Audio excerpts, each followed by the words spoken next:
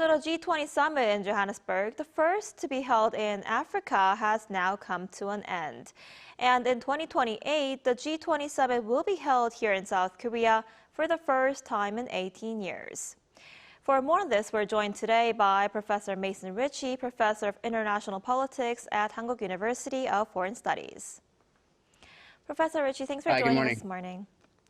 So throughout the G20 summit, President Yi addressed a lot of issues. He talked about AI, stable supply chains, and about the revitalization of the WTO, as well as, the need for stronger international cooperation to make development projects in developing nations more effective. What are your thoughts on his comments? That's fine on its own. I think that that's a sort of a useful kind of thing to broach. But I don't necessarily see why the WTO should be the privileged driver for that. That's typically the sort of thing that one would imagine doing through the World Bank or through regional development banks. So I'm not exactly sure what the specifics of that type of proposal would be, given the nature of that institution, which is really primarily about trade regulations.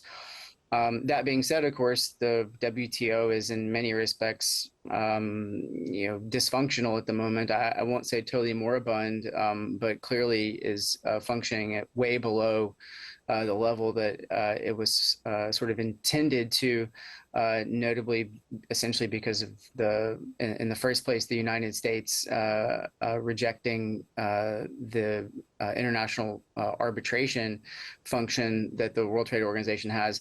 And then secondly, as we've seen the United States and China move into their much more predatory trade model, the WTO has largely been sidelined. So anything, I suppose, that makes the WTO more relevant, might be something worth doing.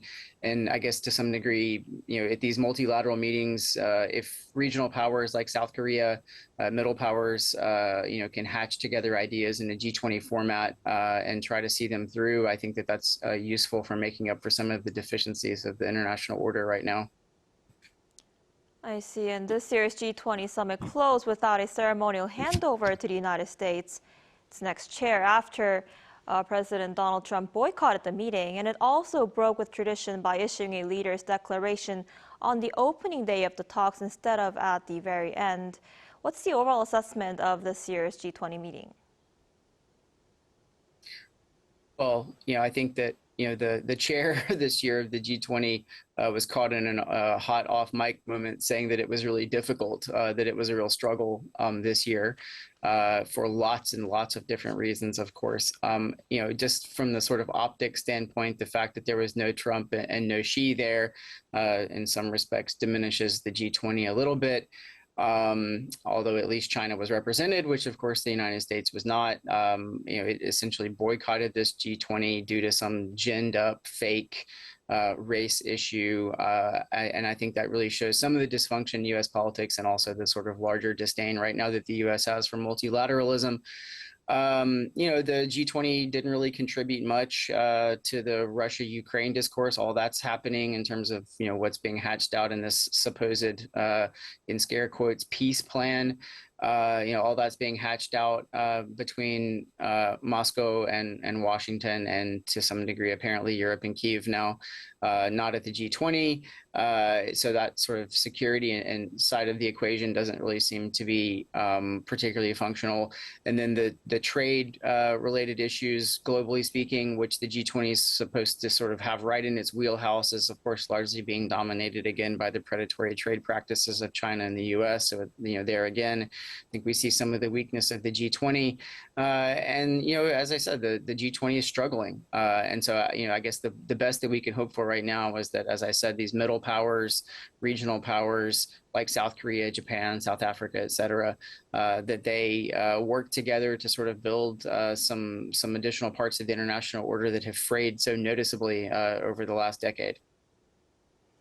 See, and on the sidelines of that summit in Johannesburg, President Lee Jae-myung also met with leaders of France and Germany yesterday.